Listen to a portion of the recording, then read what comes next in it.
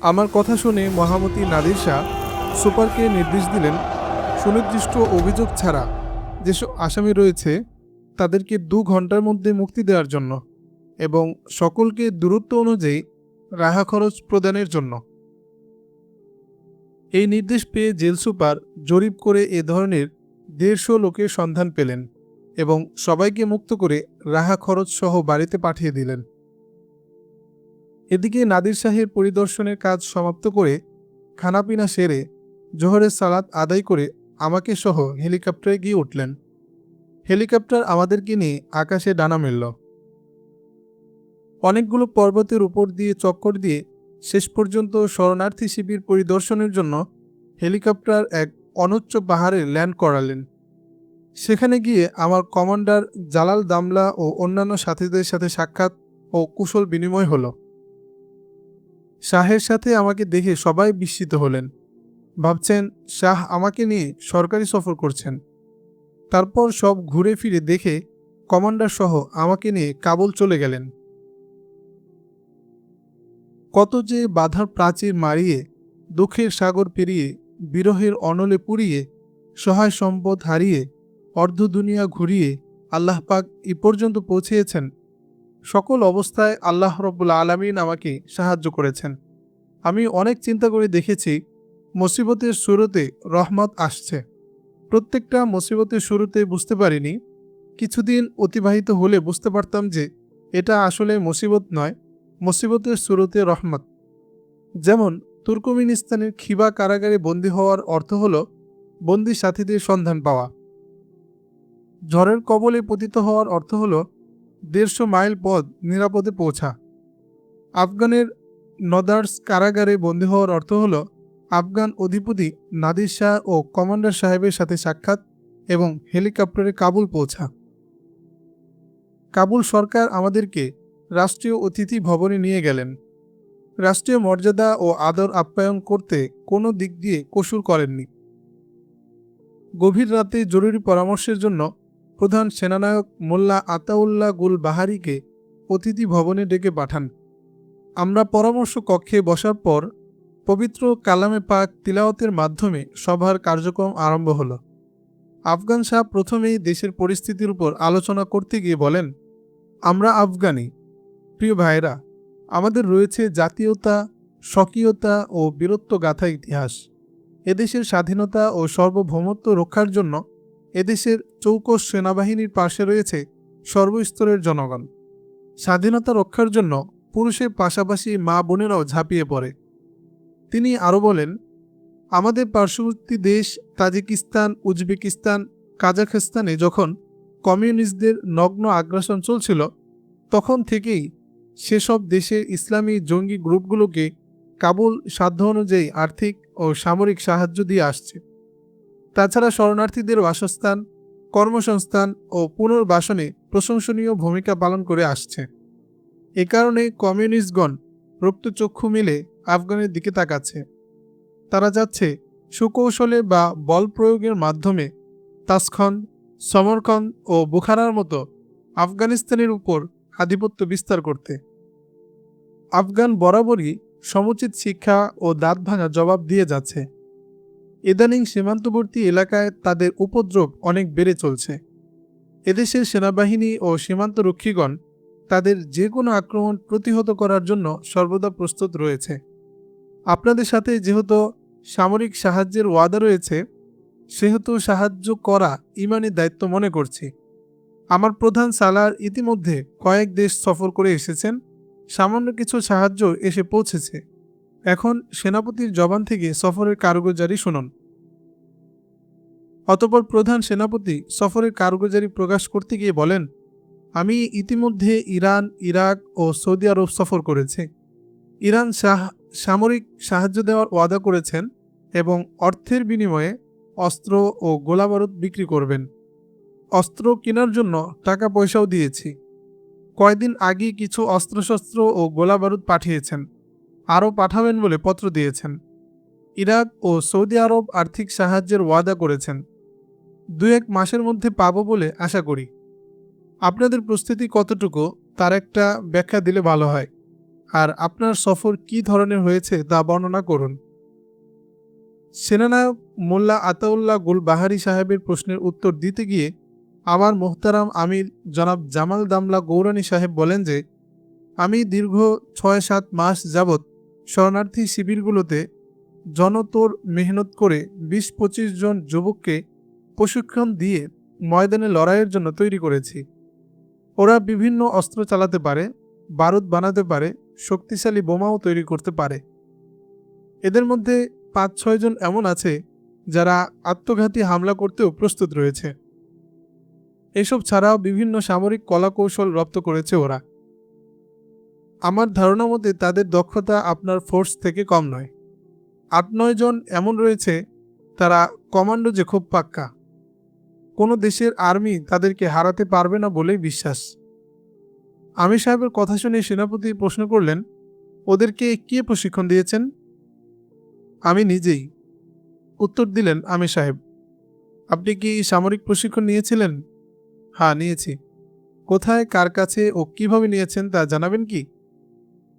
আমি তো প্রথমে আর্মিতে চাকরি করতাম, তারপর নাফমান সরকারের পক্ষ ত্যাগ করে মুজাহিদ বাহিনীতে শরিক হয়ে অনেক হামলা করেছি। এর মধ্যে কোনোটাতে বিজয়ী হয়েছি, আবার কোনোটাতে পরাজিতও হয়েছি। তাই সামরিক কায়দা কানুন ভালোভাবেই জানা আছে। দক্ষতা ও অভিজ্ঞতার আলোকে আমি আমার বাহিনীকে যোগ্য করে গড়ে তুলেছি। তারপরও আপনার পরামর্শ শ্রদ্ধার সাথে গ্রহণ করব। আমির সাহেবের কথা শুনে সেনাপতি খুব খুশি হলেন এবং বললেন, আপনাদেরকে রওনা করানোর ৩ দিন আগে আমি মহড়া প্রদর্শন করব।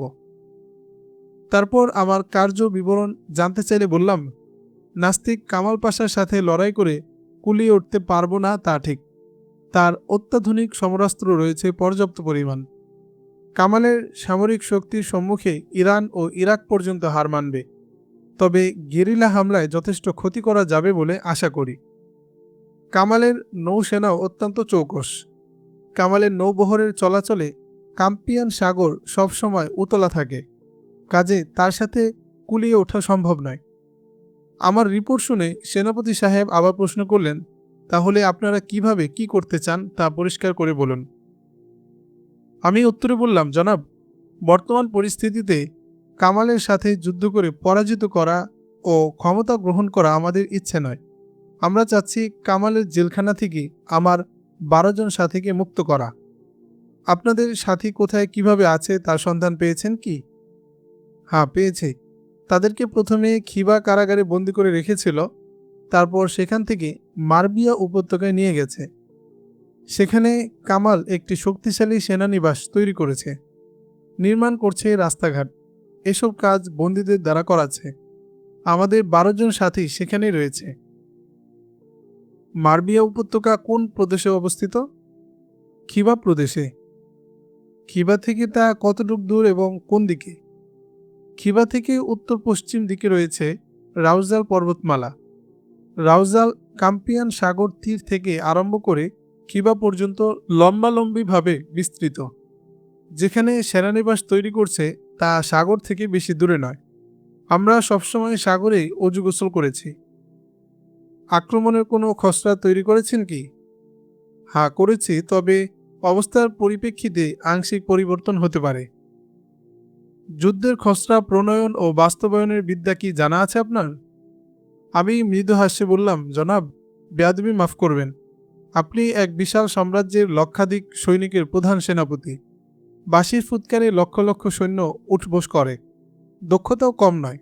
তবে একটি কথা সত্য যে আপনারা তরু ছায়ায় বসে মানচিত্র সম্মুখে নিয়ে যুদ্ধের খসড়া প্রণয়ন করেন।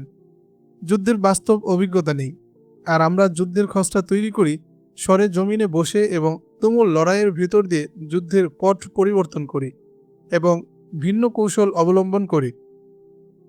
এই অভিজ্ঞতা আপনাদের নেই। আপনারা বারুদের ধোঁয়া আর গন্ধ থেকে বাঁচার জন্য সিক্ত রুমাল ব্যবহার করেন, আর আমরা বারুদের ঘ্রাণকে মিশকে আম্বর থেকে পবিত্র ও সুঘ্রাণ মনে করি। অপরদিকে আপনারা বোমের আওয়াজ পেয়ে বুকে থুতু মালিশ করেন আর কানে আঙ্গুল প্রবেশ করান। আর আমাদের অবস্থা হলো, আমরা বোমের আওয়াজে নতুন জীবন ফিরে পাই, শরীর চাঙ্গা হয়, আনন্দে মন প্রাণ নেচে ওঠে। কাজেই জরিপ রিপোর্ট প্রণয়ন ও বাস্তবায়ন আমাদের পক্ষে কোনো কঠিন কাজ নয়, অতি মামুলি ব্যাপার। আমার কথা শুনে তার অধরে হাসির রেখা ফুটে উঠল এবং জিজ্ঞাসা করলেন, আপনি মৌখিকভাবে জরিপ রিপোর্টের ধারণা দিন। আমরা গেরিলা হামলা চালাবো। এতে গ্রুপ হবে 3টি। প্রতি গ্রুপে লোক থাকবে 6 জন। আক্রমণ হবে সাঁড়াশি, অর্থাৎ সাগর ও পাহাড় থেকে। এক গ্রুপ থাকবে সাথীদের মুক্তির জন্য। আমাদের এক দল পাহাড়ের উপর থেকে গুলি ছুড়বে। এতে কামালের সৈন্যরা পাহাড়ের দিকে প্রতিরোধ গড়ে তুলবে। আমাদের দ্বিতীয় গ্রুপ দুশমনের ঘাটের নিকট উৎপেতে বসে থাকবে। সৈন্যদের দৃষ্টি যখন পাহাড়ের দিকে থাকবে, তখন তৃতীয় গ্রুপ সাগর থেকে গুলি ছুড়বে। এর আগে আমাদের এমনভাবে স্থল মাইন পুঁততে হবে যেসব জায়গা দিয়ে শুধু সৈন্যরাই চলাফেরা করে। এভাবে আক্রমণ করলে আশা করি সমস্ত বন্দীকে সহি সালামতে ছিনিয়ে আনতে পারবো ইনশাআল্লাহ।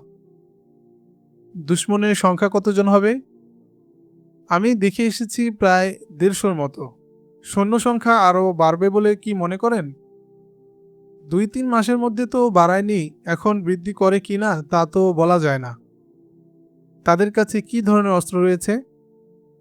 5টি রকেট লঞ্চার আর 30টি রকেট, 10টি এলএমজি, 10টি স্টেন গান আর বাকি সব রাইফেল, গ্রেনেড 20টি, মাইন 30টি।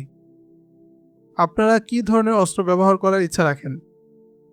আমাদের লোকসংখ্যা মাত্র 22 জন। অস্ত্র লাগবে 22টি। এর মধ্যে 4-5টি এলএমজি, 4-5টি এসএলআর, 10-12টি রাইফেল, 10-15টি গ্রেনেড, শতাধিক স্থল মাইন ও একটি লাঞ্চার আর 8-10টি রকেট। এই পরিমাণ অস্ত্র হলে কামিয়াব হতে পারবো বলে আশা রাখি। আমার কথা শুনে সেনাপতি বললেন, ইরান শাহের পক্ষ থেকে আরও একটি চালান আসবে। তা আসলে আপনাদের যা প্রয়োজন তাই নিতে পারবেন। সেনাপতির কথা শুনে আমি বললাম, জনাব, ইরান শাহ যদি অস্ত্র দেন তাহলে এগুলো এদিকে না এনে কোনো শহরে পাঠিয়ে দিলে আমাদের জন্য অতি সহজ হবে। কারণ কাবুল থেকে 2-1টি সীমান্ত পেরিয়ে খিবা পর্যন্ত পৌঁছা খুবই কঠিন, তাছাড়া ঝুঁকিপূর্ণ। আর আমরা যদি কোনো বন্দর থেকে নৌযোগে ক্যাম্পিয়ান সাগর দিয়ে যাই তাহলে আশা করি নিরাপদে পৌঁছা যাবে। সময় লাগবে অর্ধেকেরও কম। অতএব আপনার নিকট আমাদের দরখাস্ত হলো, আমাদেরকে ইরান সরকারের সাথে পরিচয় করিয়ে দিন আর তিনি যেন অস্ত্রগুলো কমে পৌঁছে দেন। আমার কথা শেষ হতে না হতেই কাবুল সরকার বললেন, বাবা খোবায়েব, তোমার চিন্তা এবং পরামর্শ আমার কাছে খুবই চমৎকার লাগলো। তোমরা চিন্তা করো না, আমি তোমাদেরকে সম্মানের সাথে ইরান পৌঁছে দেব। তোমরা 1 সপ্তাহের মধ্যে তৈরি হয়ে যাও। সীমান্ত রক্ষীরা তোমার যে টাকা পয়সা নিয়ে গিয়েছিল তা আমার কাছে পাঠিয়েছে। সকালে তোমাদেরকে টাকা দিয়ে দেব, তোমরা প্রয়োজনীয় কেনাকাটা করো। আফগান অধিপতি ও সুদক্ষ সেনানায়ক আমাদেরকে অতিথি ভবনে রেখে চলে গেলেন। আমি আমির সাহেবকে নিয়ে পরামর্শে বসলাম। আমাদের এ দীর্ঘ সফরের অত্যাবশ্যক জিনিসগুলোর একটি তালিকা তৈরি করলাম। এর মধ্যে 22টি চর্মনির্মিত জলাধার, 22টি গ্রাউন্ড সিট, 22টি পিত্র, 22টি কম্বল ও 22 জোড়া উর্দি, তাছাড়া ঔষধ ও খাদ্যসহ প্রয়োজনীয় মালামাল। এসব কেনাকাটার জন্য সময়ও নির্ধারণ করলাম। পরদিন দুজনে কাবুল থেকে সমস্ত মালামাল সংগ্রহ করে সেনাপতির নিকট পৌঁছে দিলাম। এদিকে শরণার্থী শিবির থেকে প্রশিক্ষণপ্রাপ্ত সাথীদেরকে আনার জন্য আমির সাহেব চলে গেলেন। এই অবসর সময়ে আমি কাবুলের অলিগলিতে ও আবাসিক এলাকায় পাগলের মতো খুঁজতে লাগলাম আমার রেখে যাওয়া অর্ধাঙ্গিনী স্ত্রীদেরকে, কিন্তু কোথাও তাদের কোনো সন্ধান পেলাম না। আর সন্ধান পাবই বা কী করে? কারণ অন্য সব দেশের মতো আফগানের মহিলারা আল্লাহর হুকুম পর্দা লঙ্ঘন করেন না। কোনো মহিলা বোরকা ছাড়া রাস্তায় বের হয় না। আপাতমস্তক থেকে পর্দাবৃত, শরীরের কোনো অংশ দেখার কোনো ব্যবস্থা নেই। কোনো হিজাব পরিহিতা ললনা দেখলেই আমি তাদের সম্মুখ দিয়ে ঘোরাফেরা করতাম। ভাবতাম যে আমি না চিনলেও তো ওরা আমাকে চিনবে। কত ঘোরাফেরা করলাম, কই কেউ তো আমাকে ডাক দেয় না, কেউ কোনো কিছু শুধায় না। সকলেই আপন আপন কাজে এদিক থেকে ওদিক, ওদিক থেকে সেদিক চলে যায়। আমার দিকে চোখ তুলেও তাকায় না। অনেক দূরে কোনো মহিলা দেখলেই মনে করতাম সেই হয়তো মাহমুদা বা সাইমা হবে। মনে হতো কে যেন মিহিন সুরে ডাকছে, ও খোবাই ভাই, আমরা এদিকে, ও প্রিয়তম, আসুন এদিকে, আমরা আপনার অপেক্ষায় আছি। আসলে কি এ সুর লহরী সাইমা বা মাহমুদার সুললিত কণ্ঠস্বর? না, তা নয়। এটা আলেয়ার ধাঁধা। এটা মনের খেয়াল মাত্র। বিরহের অনলে দগ্ধ হতে হতে বর্ষ হয়ে গেছি। কবির উদাহরণ আমার বাস্তব জীবনটাই।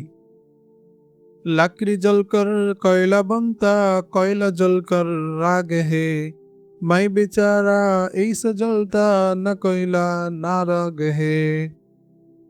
तेरी फुरकत से दिले गमज़दा इतना चूर है, रुकना है कि गोया खाने जम्बूर है। अगर दानम तुरा अजमन जुदाई, नमी करदम खेये आशे नई।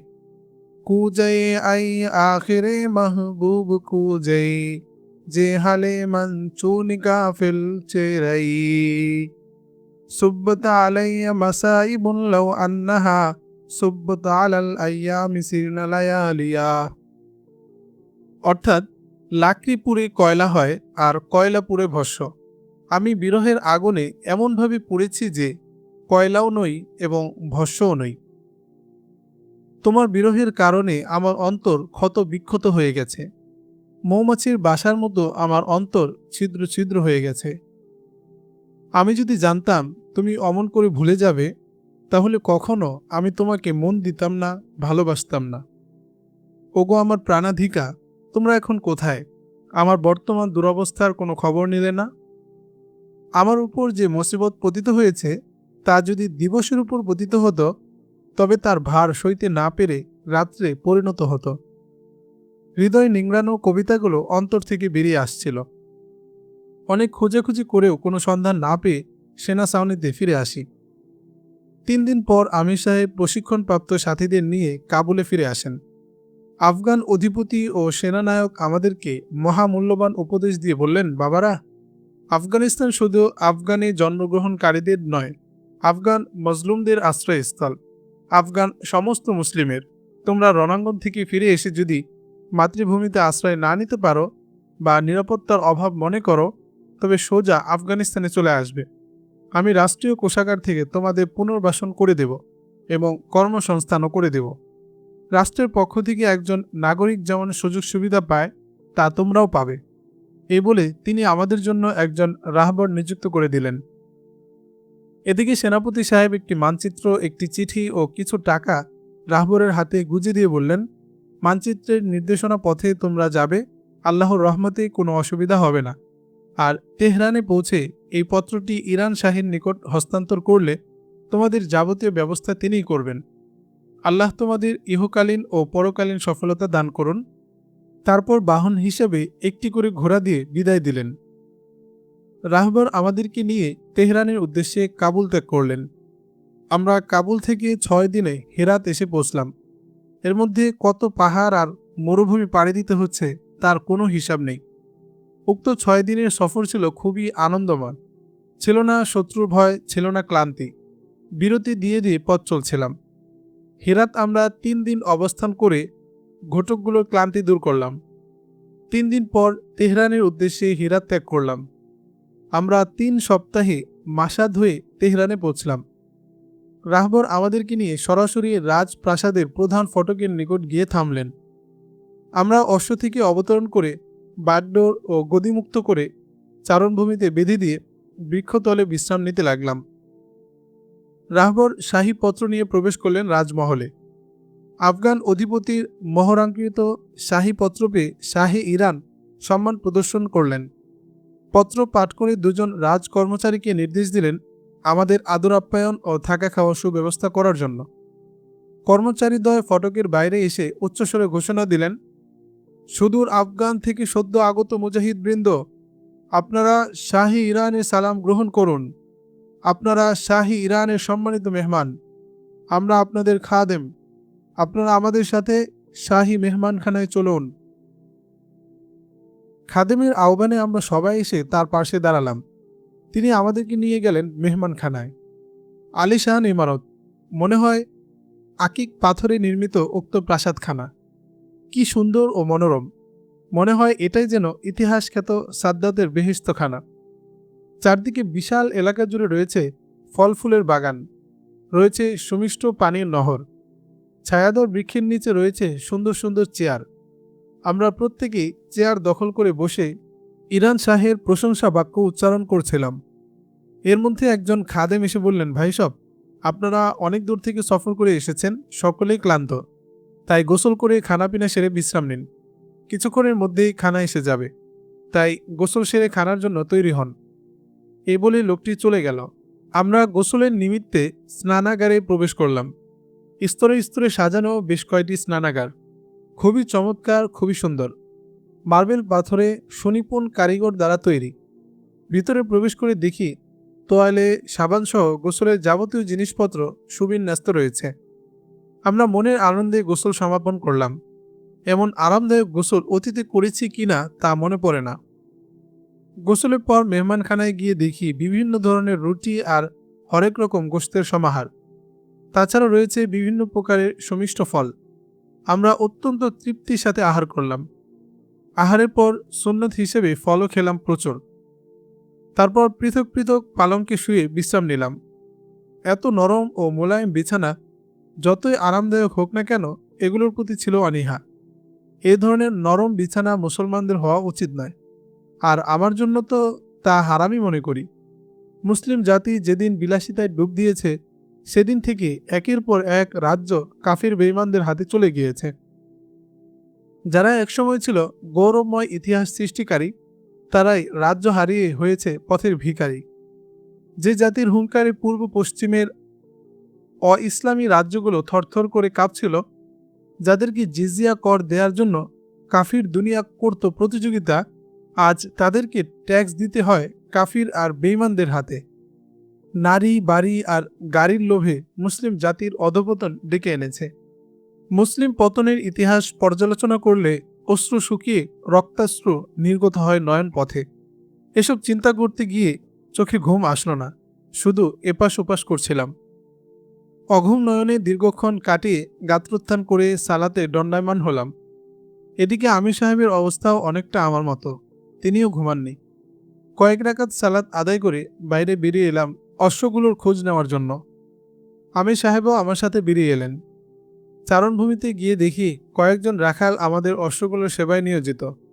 ওরা গোসল করিয়ে পুষ্টিকর খাবার ও পানি পান করিয়ে এখন কাঁচা ঘাস বক্ষণের জন্য মাঠে ছেড়ে দিয়েছে।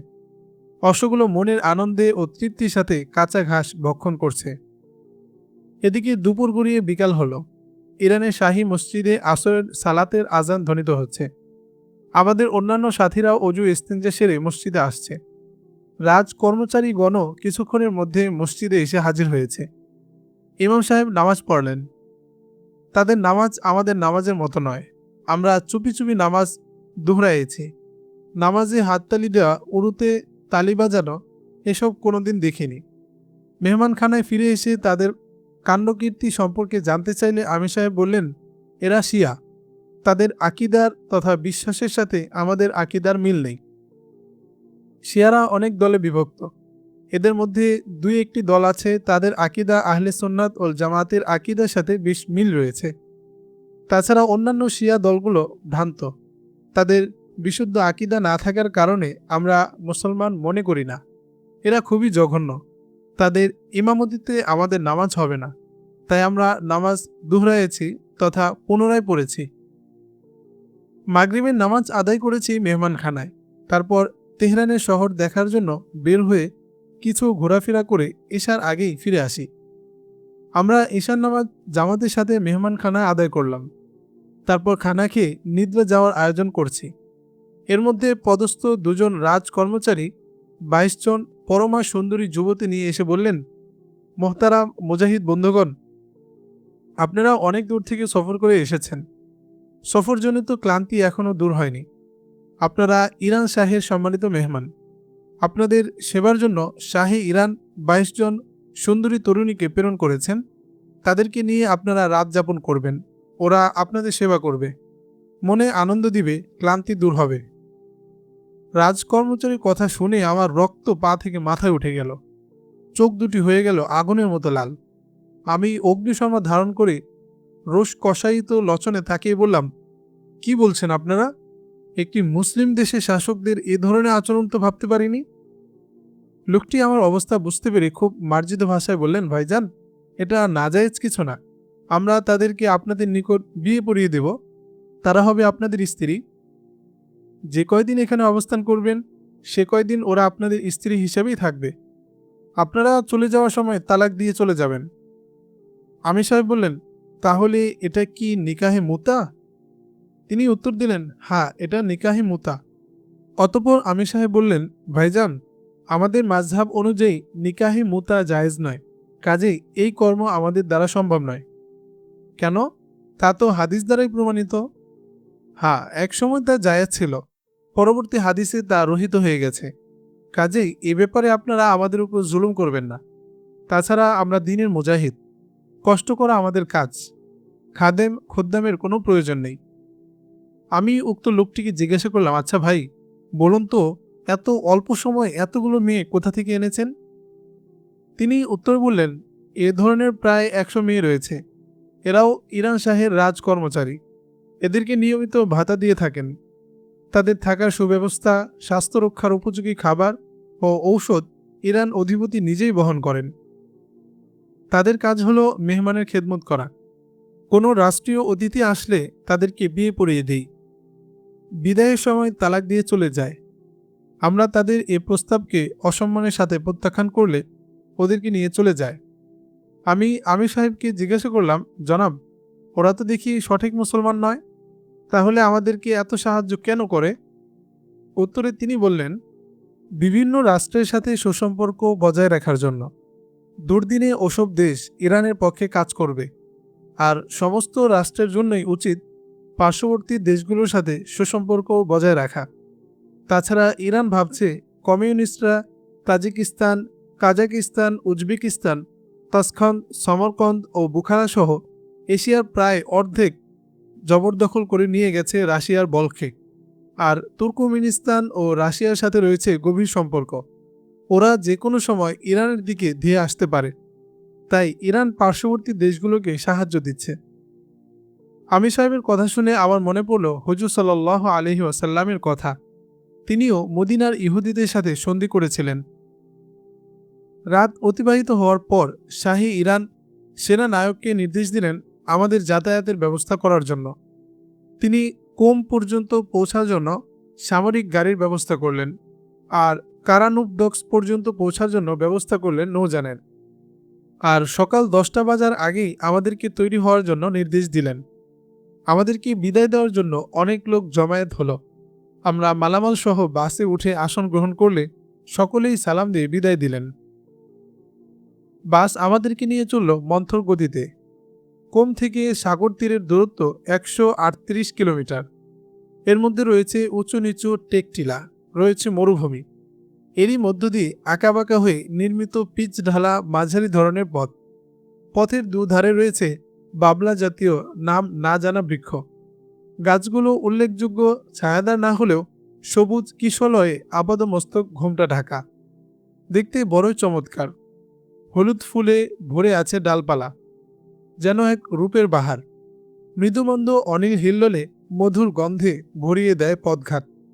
অত্যন্ত আনন্দের মধ্য দিয়ে পথ চলছি। গাড়ির সর্বোচ্চ গতিবেগ ছিল 30 কিলোমিটার। রাস্তাটি আঁকাবাঁকা থাকার কারণে সাগর তীরে পৌঁছতেই বিকাল হয়ে গেল। আমরা বাস থেকে নেমে সাগর তীরে তাঁবু রচনা করলাম রাত যাপনের জন্য, কারণ নৌযানের ব্যবস্থা না হলে এখানেই থাকতে হবে। আর কতদিন যে এখানে থাকতে হবে তাও জানা নেই। আমরা এখানে এমনভাবে তাঁবু রচনা করলাম যেন মিনি সেনা ছাউনি।